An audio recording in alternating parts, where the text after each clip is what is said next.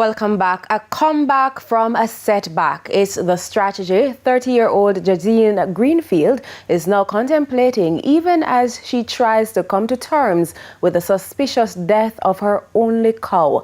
Krista Campbell has this primetime news update on the 30-year-old Hanover woman living with no hands. It literally let me feel the same way I'd feel 5 years back when I lost my mom.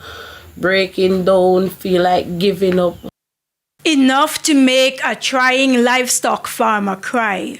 And Jaseine Greenfield says it's been hard to stop the tears since she found her first and only cow like this on Sunday, July 19. 1 day shy of a month since buying the animal and a month before it turned a year old.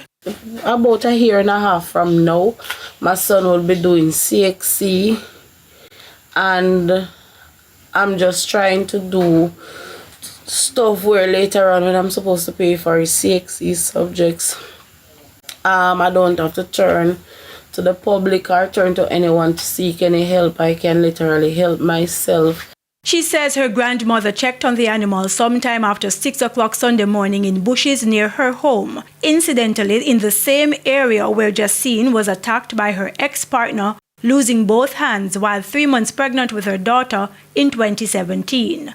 The cow was fine then, and hours later when a friend tended to his own animals after midday. Jaseine's son and another friend went to check after 3 Sunday afternoon, and when they went there, I got a phone call to say that I lost the animal. The animal was dead. When I went around there, I saw the animal lying down, lifeless. The eyes of the animal was open. The stool of the animal was extremely darker than the normal color. There was blood in the stool, and at that given time I can see that the animal has just died because the body temperature was still warm. She returned home and showered, but more misfortune. I had a foot grater rubbing my foot, and because of the stress, I wasn't even seeing what was happening, and then the foot grater ended up slice my toe, and I have to rush to the doctor. The 30-year-old diabetic says she's been treated in subsequent doctor's visits and told the wound is healing.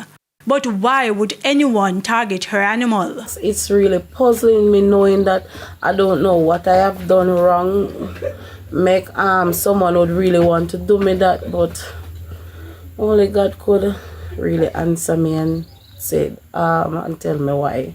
So what now? It's my plan to get up, brush off and move on, but all is bothering me. Where am I going to get back the money to purchase back an animal?